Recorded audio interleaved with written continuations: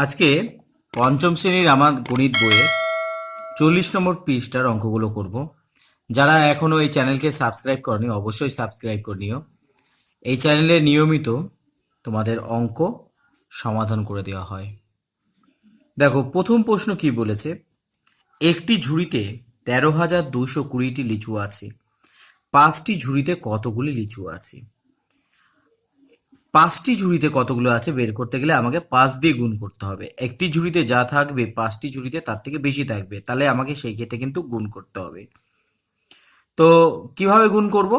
দেখো এখানে গুণ একটি দেখিয়ে দিয়েছে যে 5 শূন্য শূন্য, 5 দুগুণি কত? 5 দুগুণি হচ্ছে 10, 10-এর শূন্য আমি এখানে বসিয়ে দিয়েছি। তাহলে 5 দুগুণি 10 আর এই 1 যোগ করলে কত হবে? 11, 11-র 1 আমি এখানে বসিয়ে দিয়েছি। তারপর 3 5 15 আর এই 1, তাহলে কত হলো? 16, 16 6 এখানে বসে গেছে, তাই 6 কেটে দাও। 5 ওকে 5 আর 1-এ যোগ করলাম 6। এইভাবে কিন্তু গুণগুলো করতে হবে। যেমন 2 নম্বর দেখো, একটি ঝুড়িতে 12,335টি পান পাতা আছে, এইরকম 7টি ঝুড়িতে কতগুলি পান পাতা থাকবে? আগের অঙ্কটার মতোই ওখানে ঝুড়ি বলেছিল যে 5টি, এখানে ঝুড়ি বলেছে 7, তাহলে এখানে গুণ করব 7 দিয়ে। একটি ঝুড়িতে কত আছে? 12,335, একে আমাকে 7 দিয়ে গুণ করতে হবে। দেখি কেমন হয়। তাহলে 2 নম্বর, তাহলে একটি ঝুড়িতে কতগুলো করে পান পাতা ছিল? তাহলে একটি ঝুড়িতে পান পাতা, কতগুলো পান পাতা আছে সেটা আগে বের করি। তাহলে একটি ঝুড়িতে পান পাতা আছে 12,335টি। তারপর বলেছে 7টি ঝুড়িতে কতগুলো আছে? তাহলে 7টি ঝুড়িতে, তাহলে আমাকে কি করতে হবে? 7 দিয়ে একে গুণ করতে হবে 7টি ঝুড়িতে। তাহলে আমরা গুণ করে দিই। তাহলে দেখো 5 সাথে কত হয়? আমি এখানে লিখব 35। তাহলে 5 আর সাথে গুণ করলাম, প্রথমে 35 হলো। তাহলে এইটা নেই, আমি ধরে নিব কত আছে? 5 7, 5 সাথে কত? 35। 35-এর 5কে আমি এখানে বসিয়ে দিলাম, তাহলে এখানে কিন্তু থাকলো হচ্ছে তোমার 3। তারপর দেখো 3 সাথে কত? 21, আর এই 3টাকে যোগ করে দাও। 21 22 23 24, তাহলে এখানে নতুন হচ্ছে 24 দাঁড়ালো। তাহলে এই 24-এর 4টাকে আমি এখানে বসাবো, একটাকে বসাবো, একটা সংখ্যা বসাবো, তাহলে 4 আমি বসাবো ডান দিকের সংখ্যাটাকে। তাহলে থাকলো কত? 2 থেকে গেল। এবার দেখো 3 সাথে 21, এই গুণটা করছি এবার। 3 সাথে 21 আর এই 2কে যদি যোগ করি, 21 22 23 দাঁড়ালো। 23-এর 3কে এবার বসাবো। তারপর দেখো 7 দুগুণি কত? 14, 14-র সাথে এই 2কে যোগ করে দাও, 14 15 16 হলো। 16-র 6কে আমি এখানে বসালাম, হাতে থাকে কত? 1, 7-কে 7 আর 1-এ যোগ করে দাও 8। তাহলে 5 সাথে 35-এর 5, হাতে থাকে 3, 3 সাথে 21 22 24-এর 4 হাতে 2, 3 সাথে 21 22 23-এর 3 হচ্ছে 85 86। আশা করি তোমরা বুঝতে পেরেছো গুণ কিভাবে করতে হয়। তাহলে এখানে লিখবো কি? 7টি ঝুড়িতে পান পাতা আছে। তাহলে 7টি ঝুড়িতে পান পাতা আছে, পান পাতা আছে। তাহলে কতগুলো আছে? তাহলে এই গুণ করলেই আমাদের হয়ে যাবে। এইবারে দেখো এই গুণ করার কিন্তু আর একটা পদ্ধতি আছে, সেইটা এবার আমরা দেখব কিভাবে আরো অন্য পদ্ধতির মাধ্যমে আমরা গুণ করতে পারি। দেখো এখানে দেখো 12 আছে। দেখো প্রশ্নটা আগে পড়ে নি। একটি ট্রাক 8,201টি আনারস নিয়ে জলপাইগুড়ি থেকে কলকাতায় যায়। এরকম 12টি ট্রাকে কতগুলি আনারস যাবে? তাহলে 12টি ট্রাক, তাহলে 12 দিয়ে গুণ করতে হবে। এই গুণ করার একটা পদ্ধতি আছে,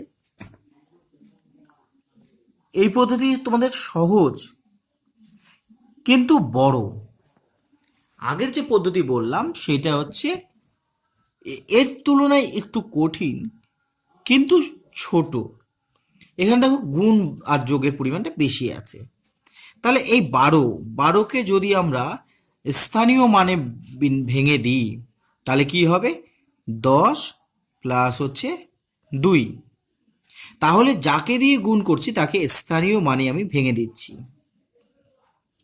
যদি আমি স্থানীয় মানে ভেঙে দিই তাহলে কি পাবো, 10 আর 2। এই 10 দিয়ে একবার একে গুণ করব, একবার 2 দিয়ে একে গুণ করব, এই কথাটাই এখানে বলেছে। তাহলে কি হবে দেখো, 2 অক্ষে 2, 2 শূন্য 0, 2 দুগুণি হচ্ছে 4, 8 দুগুণি হচ্ছে 16।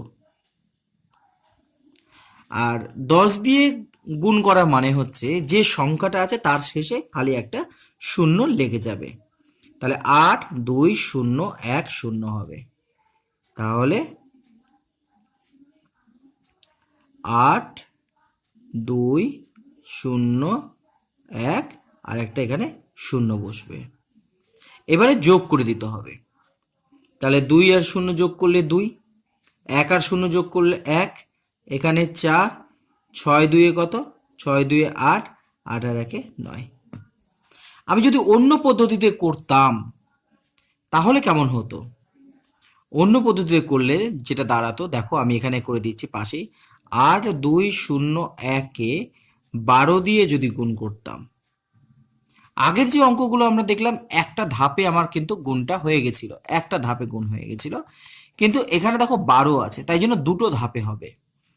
প্রথমে 2 দিয়ে গুণ করে দিতে হবে। 2 দিয়ে গুণ করো, 2 অক্ষে 2, 2 0 0, 2 দুগুণি 4, আর দুগুণি হচ্ছে 16।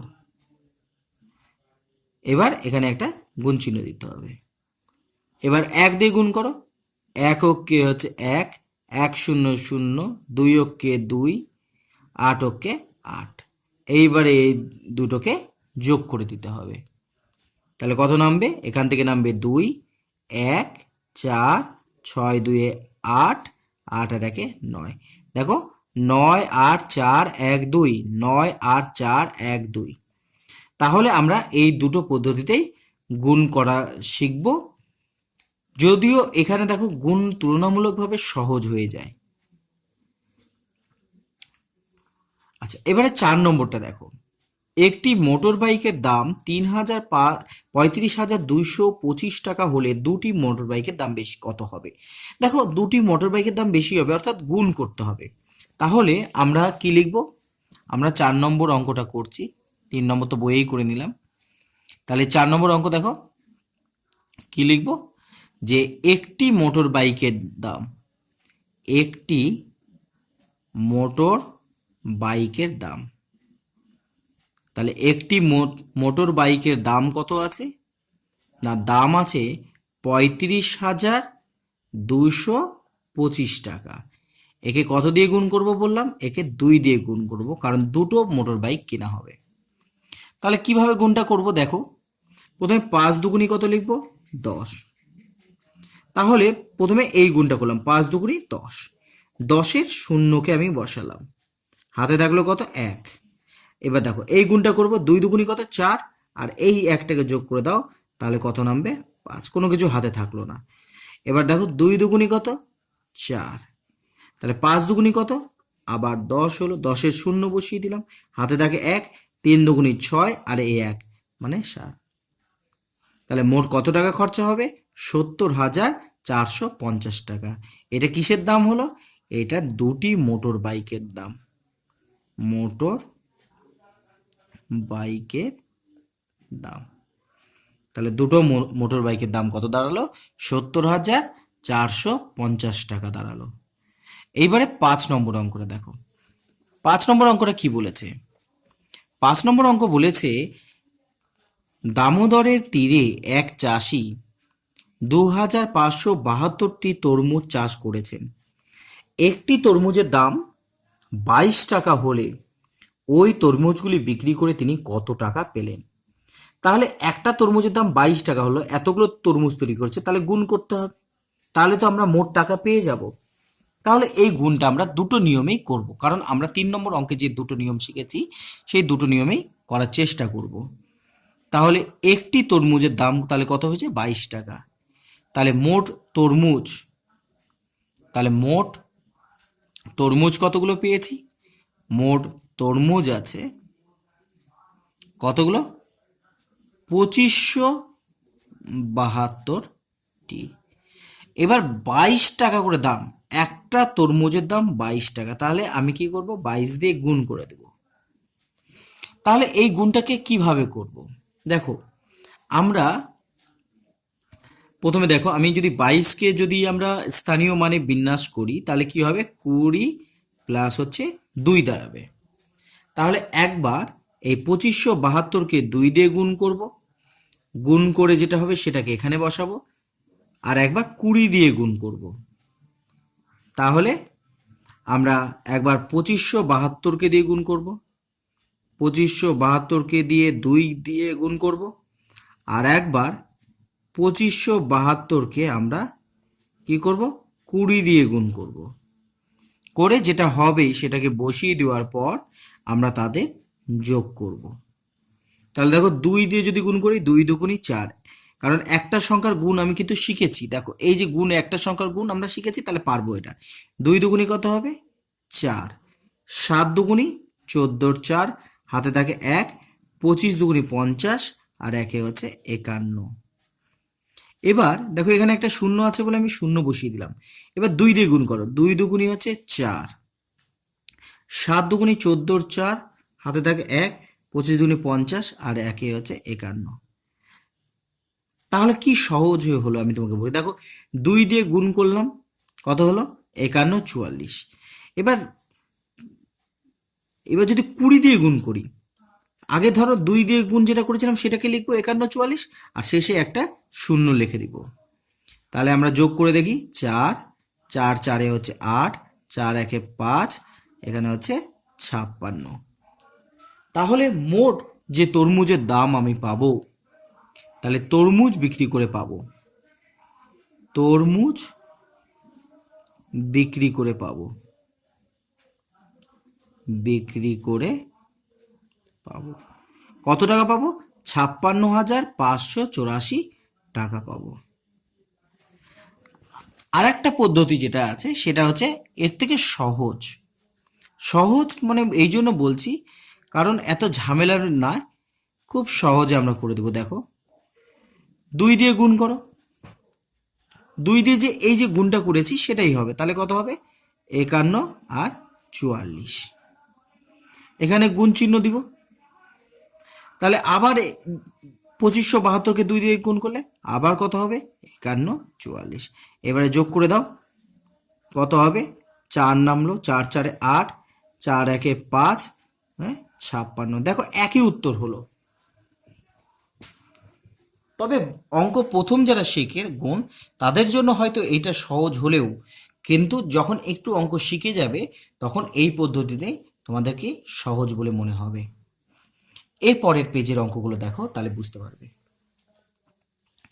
দেখো 41 নম্বর পেজের অঙ্কটা কি বলেছে, বাংলাদেশ থেকে 332টি ট্রাক কলকাতায় এসেছে, প্রতি ট্রাকে 235টি করে বাক্স ইলিশ মাছ আছে, তাহলে মোট কতগুলো হবে।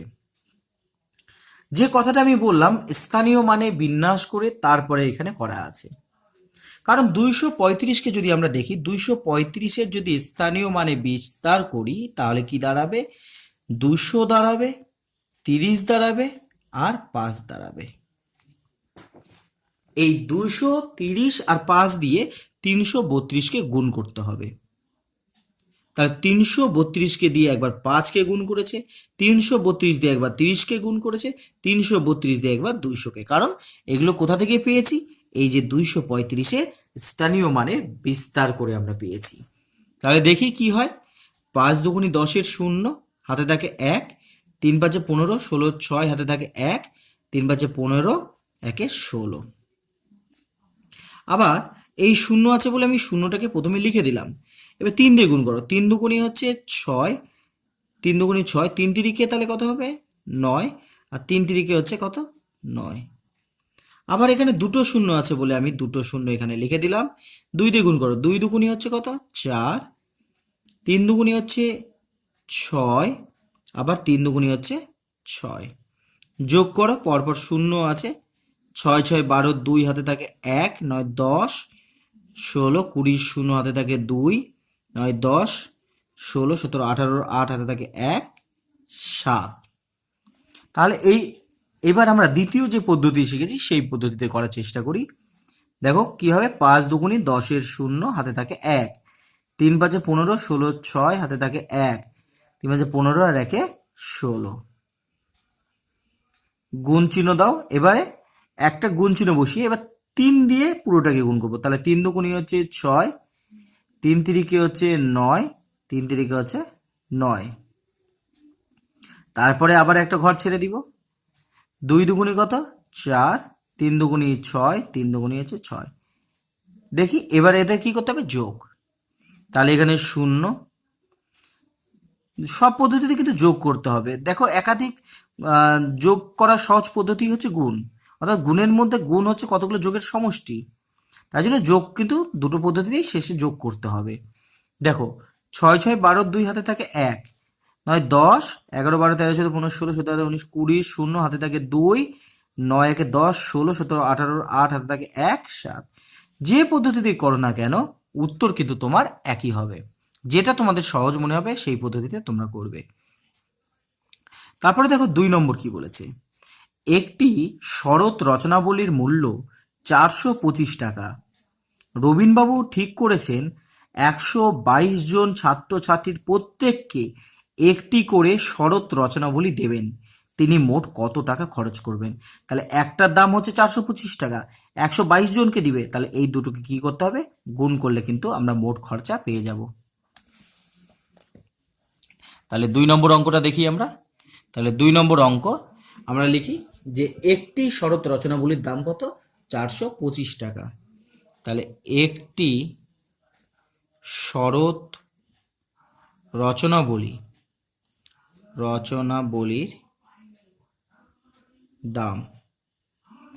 রচনাবলীর দাম কত টাকা? না হচ্ছে 425 টাকা। 425 টাকা রচনাবলী লয় দীর্ঘি। তাহলে একটা রচনাবলীর দাম কত? 425 টাকা। কতজনকে দেওয়া হবে? 122 জনকে দেওয়া হবে। তাহলে গুণ করতে হবে। যে কোনো একটা পদ্ধতিতে করলেই হবে। আমি এই পদ্ধতিতে করছি, দ্বিতীয় পদ্ধতি যেটা করেছি সেই পদ্ধতিতে করছি। যার যেটা সুবিধা হবে সেই পদ্ধতিতে করবে, কোনো অসুবিধা নয়। 5 দুগুণি 10-এর শূন্য, হাতে থাকে 1, 2 দুগুণি 4 আর 1 5, 4 দুগুণি হচ্ছে 8। 3 অঙ্কের হলেও কোনো ঘাবড়ানো কিছু নেই, এক একটা করে প্রতিটা লাইনে এক একটা করে ঘর সরে আসবে। তাহলে 5 দুগুণি 10-এর শূন্য, হাতে থাকে 1, 2 দুগুণি 4 1 5, 4 দুগুণি 8। গুণ দাও। 425কে 1 দিয়ে গুণ করলে তো 425ই হবে। তাহলে আমরা যদি এবার যোগ করে দিই তাহলে 0, এখান থেকে নামে 5, 10 18 8 হাতে থাকে 1, 8 9 10 11 1 হাতে 1 51। তাহলে তার মোট খরচা কত পড়বে? 51,850 টাকা খরচা পড়বে। এটাকে যদি আমরা দ্বিতীয় পদ্ধতিতে গুণ করতাম তাহলে কেমন হতো? 425কে যদি আমি 1 2 2 দিয়ে গুণ করি তাহলে 122-এর আগে বিস্তারগুলো দেখে নিই। কত হবে? 100 হবে, 20 হবে আর 2 হবে।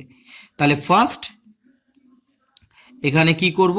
এখানে একটা সংখ্যা লিখব যেটা 425কে কাকে দিয়ে গুণ করব? 2 দিয়ে গুণ করব ফার্স্ট। তারপরে দেখো 425কে কত দিয়ে গুণ করব? 20 দিয়ে গুণ করব। তৃতীয় লাইন, কারণ তিনটে সংখ্যার গুণ আছে, তৃতীয় লাইন 425কে এবার কত দিয়ে গুণ করব? 100 দিয়ে গুণ করব। করার পর যেটা হবে তাকে আমরা কি করব? যোগ করে দেব। তাহলেই আমাদের হয়ে যাবে। দেখো যদি গুণ করি তাহলে 25 দুগুণি হচ্ছে 50 আর 4 দুগুণি 8, 850 হলো। এই যেহেতু একটা শূন্য আছে সেই শূন্যটাকে কিন্তু আমরা এখানে লিখে দেব। তাহলে আবার 425 দিয়ে 2কে গুণ করলে, এখানে যেমন 425কে 2 দিয়ে গুণ করলে 850 হয়েছে, তাহলে এখানেও 425কে 2 দিয়ে গুণ করলে কত হবে? 850 হবে। তারপর দেখো দুটো শূন্য আছে বলে আমাকে এখানে দুটো শূন্য লিখতে হবে। 425কে 1 দিয়ে গুণ করলে কত হবে? 425ই দাঁড়াবে। তাহলে এই শূন্য নামবে, এখান থেকে 5 নামে, 5 10 আর 8 18, 8 হাতে থাকে 1, 8 9 10 11 1 হাতে 1 5। তুমি যে পদ্ধতিতে গুণ করো না কেন সেই কিন্তু গুণফলটা একই হবে। তাহলে মোট কত খরচ পড়বে রবিনবাবুর? সুতরাং রবিনবাবুর মোট খরচ পড়বে, রবিনবাবুর খরচ পড়বে, খরচ পড়বে কত টাকা খরচা পড়বে? 51,850 টাকা খরচা পড়বে। আশা করি তোমরা অঙ্কগুলোকে বুঝতে পারছো।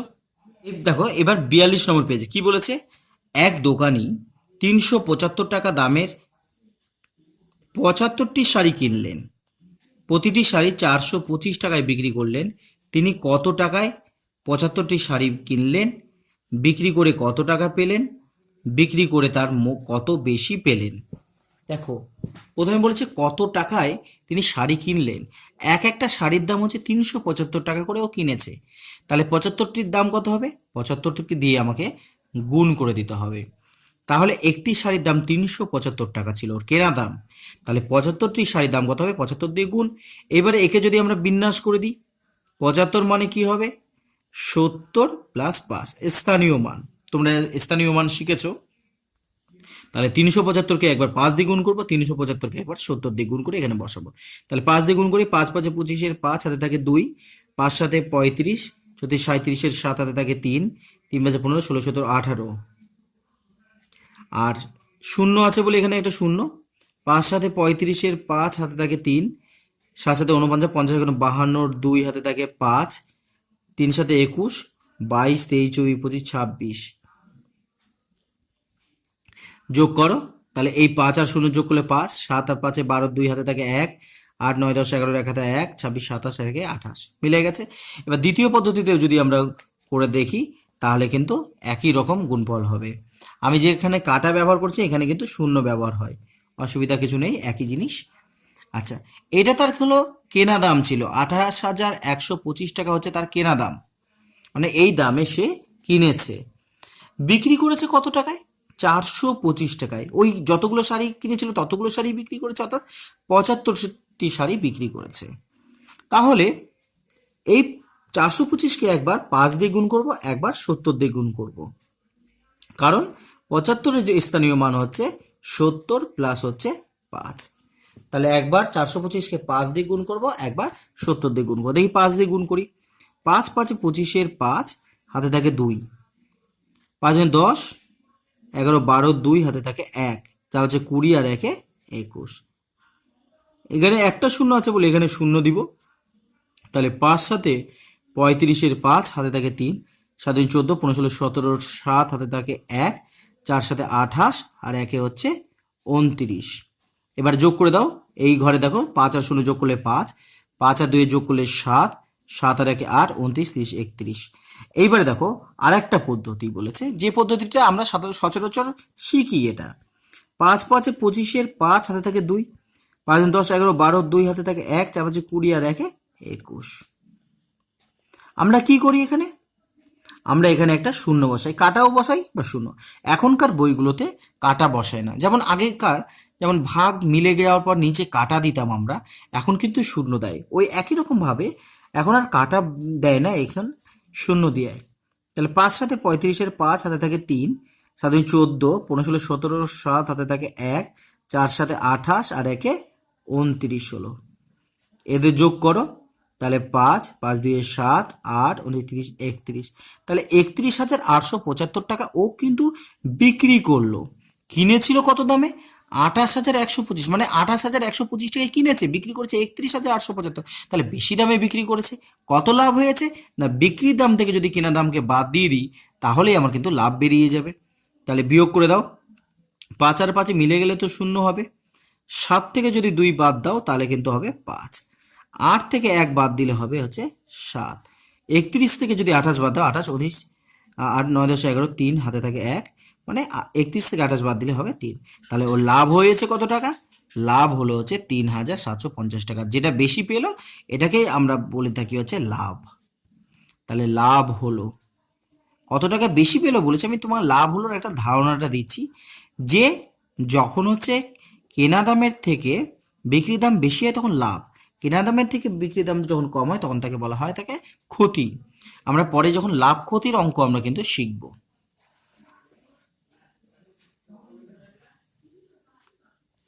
এবার 2 নম্বরের অঙ্ক দেখো। এক ঘড়ি ব্যবসায়ী 526 টাকা দামের 52টি ঘড়ি কিনলেন, প্রতি ঘড়ি 610 টাকায় বিক্রি করলেন। 52টি ঘড়ি কত টাকায় কিনলেন? বিক্রি করে তিনি মোট কত টাকা পেলেন? বিক্রি করে মোট কত টাকা বেশি পেলেন? তাহলে কত টাকা দাম লেগেছে সেটা আগে বের করব। 2 নম্বর দেখো, তাহলে একটি ঘড়ির দাম 526 টাকা, তাহলে একটি ঘড়ির দাম কত ছিল? একটি ঘড়ির দাম ছিল কত টাকা? না 526 টাকা। তাহলে একটি ঘড়ির দাম ছিল 526 টাকা, তাহলে 52টি ঘড়ির কিনেছো, তাহলে 52টি ঘড়ির দাম কত হবে? গুণ করে দাও। তাহলে 6 দুগুনি 12, 2 হাতে থাকে 1, 2 দুগুনি 4 আর 1 5, 5 দুগুনি হচ্ছে 10। এখানে কাটার বদলে আমরা শূন্যর দিকে বললাম। 5 6 30-এর শূন্য, হাতে থাকে 3, 5 দুগুনি 10, 11 12 13, 3 হাতে থাকে 1, 5 5 25 আর 1 হচ্ছে 26। তাহলে কি হলো? 2 5 3 6 আর 1 7, 2, 27,352 টাকা কিন্তু আমি ঘড়ি কিনতে খরচা করলাম। এবারে বিক্রি করলাম কত টাকায়? 610 টাকায়। তাহলে একটি ঘড়ির বিক্রি করা দাম, একটি ঘড়ির বিক্রয় মূল্য বা বিক্রয় করার দাম, বিক্রয় মূল্য লিখছি, বিক্রয় মূল্য মানে যে দামেও বিক্রি করলো, কত টাকায় বিক্রি করলো? 610 টাকায় বিক্রি করলো। কতগুলো ঘড়ি? না ওই 52টা ঘড়িই বিক্রি করেছে। তাহলে 52 দিয়ে গুণ করব। তাহলে 2 দিয়ে যদি এবার গুণ করি, 2 0 0, 2 ওকে 2, 6 দুগুনি কত? 6 দুগুনি 12। গুণ চিহ্ন দিলাম। 5 দিয়ে গুণ করো, 5 0 0, 5 ওকে 5, 5 6 হচ্ছে 30। তাহলে 0 2 এগুলো যোগ করতে হয়, 5 আর 2 হচ্ছে 7, 1 3। তাহলে কিনেছে কত টাকায়? 27,352 টাকাতে ও কিনেছিল, তো বিক্রি করলো 31,720 টাকায়। তাহলে বেশি দামে বিক্রি করেছে।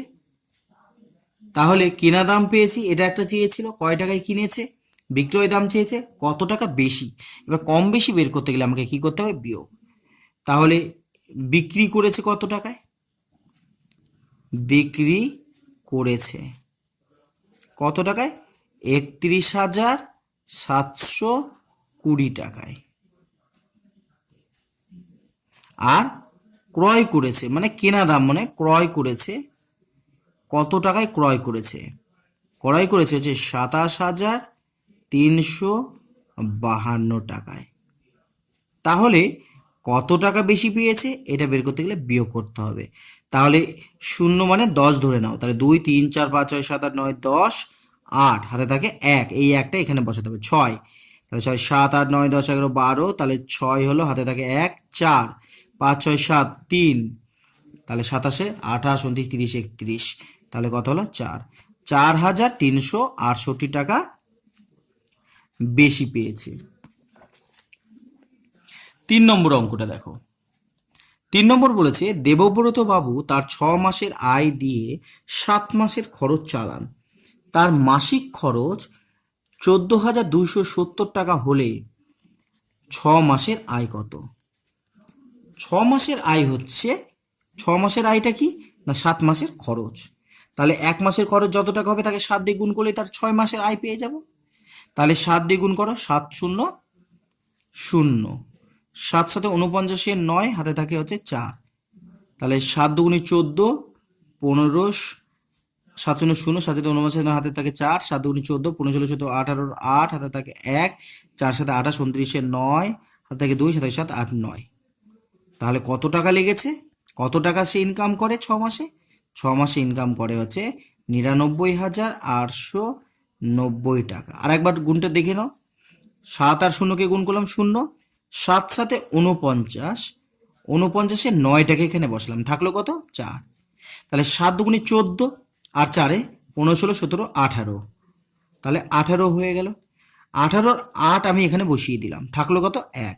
তাহলে 4 7 28 আর এই 1 মানে 29, 29-এ 9 বসালাম, হাতে থাকে 2, 7কে 7 আর এই 2কে যোগ করে দিয়েছি 9। এইভাবে তোমরা গুণগুলোকে করতে পারো। তারপরে 4 নম্বর দেখো, 4 নম্বর কি বলেছে, শ্যামলবাবু তার 8 মাসের আয় দিয়ে 9 মাসের খরচ চালান, তার মাসিক আয় 11,232 টাকা হলে 9 মাসের খরচ কত? আচ্ছা, আমাকে কি 9 মাসের খরচ চেয়েছে, আয় বলে দিয়েছে, তাহলে আয়ের সাথে কাকে গুণ করব, 8 মাস না 9 মাস, এটা হচ্ছে মেন ব্যাপার। দেখো এটা কি বলেছে, আয়, তাহলে 8 মাসটা বলেছে আয়, তাহলে আয়ের সাথে আয়কে গুণ করব, তাহলে এর সাথে কিন্তু 8কে গুণ করলে 9 মাসের খরচ আমার বেরিয়ে যাবে। তাহলে গুণটা করে দেখি। তাহলে 4 নম্বর অঙ্ক, তাহলে মাসিক আয় মানে 1 মাসের আয়, তাহলে মাসিক আয় কত টাকা হলো, 11,232 টাকা হলো মাসিক আয়। তাহলে 8 মাসে কত টাকা তার আয় হলো, তাহলে 8 মাসে আয় হলো, তাহলে কি করতে হবে, 8 দিয়ে গুণ করে দিতে হবে। তাহলে 8 দুগুণে 16, 6 হাতে থাকে 1, 3 8 24, 25-এর 5 হাতে থাকে 2, আর 16, 17, 18, 8 হাতে থাকে 8, 88, 89। দেখি আরেকবার করে দেখি, 8 দুগুণে 16, 16-র 6 বসালাম, হাতে থাকে কত 1, 3 8 24 আর 1কে যোগ করে দাও, তাহলে হচ্ছে 25, 25-এর 5 বসালাম, থাকলো আবার 2, 8 দুগুণে 16 আর 2-এ 17, 18 হলো, 18-র 8 বসালাম, হাতে থাকে 1, তাহলে 8কে 8 আর এই 1কে যোগ করে দাও, তাহলে 9 হবে, 8কে 8।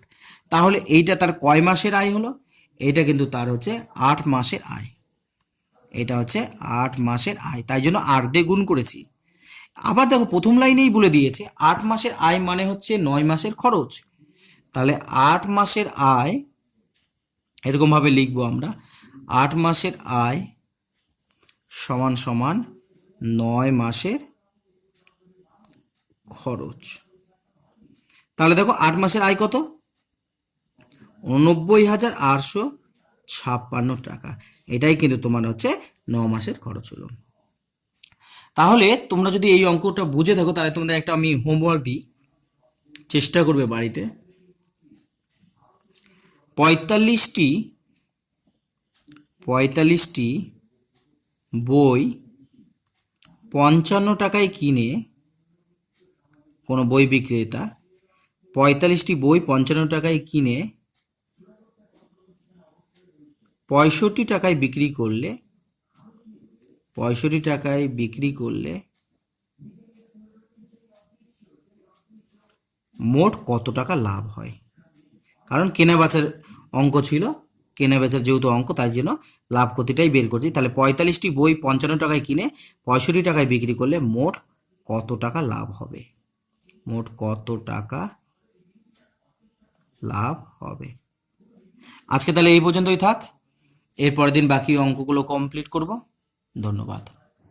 Subscribe my channel PKB Math.